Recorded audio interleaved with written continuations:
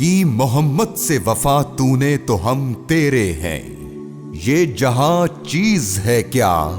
لوح و قلم تیرے ہیں۔ دنیا بھر میں وقتاً فوقتاً حضور نبی کریم صلی اللہ علیہ وآلہ وسلم کی نعوذ باللہ گستاخیاں کسی نہ کسی طرح سر اٹھاتی رہتی ہیں، اور یہ وہ لوگ کرتے ہیں جن کے بارے میں اللہ کا قرآن پاک سورہ المائدہ آیت نمبر 51 میں فرماتا ہے، اے ایمان والو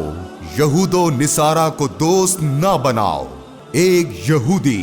گیرڈ ولڈرز نے جب نبی کریم صلی اللہ علیہ وآلہ وسلم کے گستاخانہ خاکوں کے مقابلے کا اعلان کیا تو اس وقت پوری دنیا میں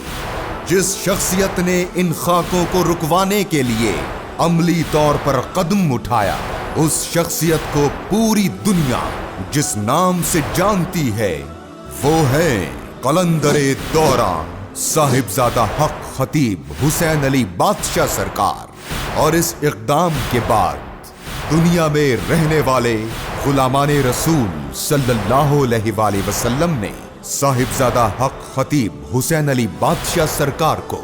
سپہ سالار عقیدہ تاجدار ختم نبوت کا لقب دیا، کیونکہ پوری دنیا میں عملی طور پر یورپی یونین پارلیمنٹ میں سپہ سالار عقیدہ تاجدار ختم نبوت کی جانب سے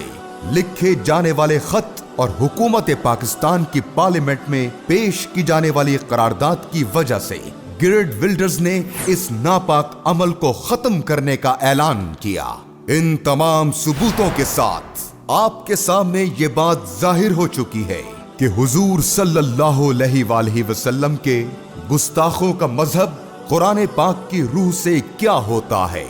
یہود و نصارہ ہمارے کھلے دشمن ہیں۔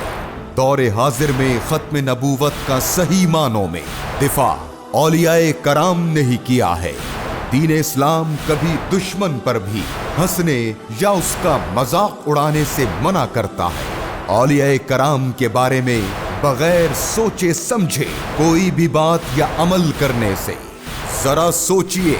کہ کہیں آپ گیرڈ ولڈرز جیسے یہودیوں کا ساتھ دے رہے ہیں یا حضور نبی کریم صلی اللہ علیہ وآلہ وسلم کے غلاموں کا۔ فیصلہ آپ خود کیجئے، قوت عشق سے ہر پست کو بالا کر دے، دہر میں اسم محمد سے اجالا کر دے۔ تاجدار ختم نبوت زندہ باد، سپہ سالار عقیدہ تاجدار ختم نبوت زندہ باد۔